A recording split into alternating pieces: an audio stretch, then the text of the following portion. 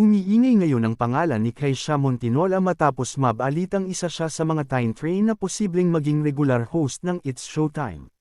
Mula sa pagiging rising star at dating housemate ng Pinoy Big Brother, unti-unti na niyang pinapakita ang kanyang versatility sa harap ng kamera.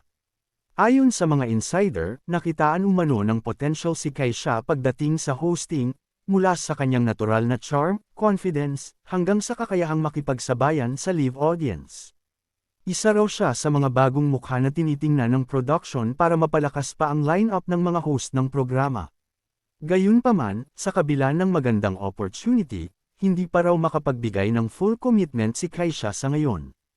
Abala pa umano ito sa iba't ibang proyekto, kabilang na ang kanyang mga guest appearances at iba pang showbiz engagements na naka-line up.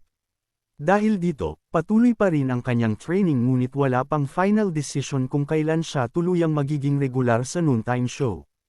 Ayon sa source, nais din umano ng kampo ni Keisha na masigurong maibibigay niya ang 100% focus bago tuluyang sumabak sa hosting gig. Hindi naman lingid sa kaalaman ng marami na mahirap ang pagiging host sa isang live noontime show tulad ng It's Showtime, kung saan kinakailangan ang mabilis na wit, presence of mind, at consistent na energy araw-araw.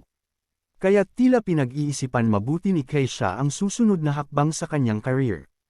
Inaabangan na ng fans kung tuluyan nga bang makakasama si Keisha sa regular roster ng mga host. Kung mangyari man ito, siguradong isa na namang panibagong mukha ang magbibigay saya at fresh energy sa tanghalian ng madlang people.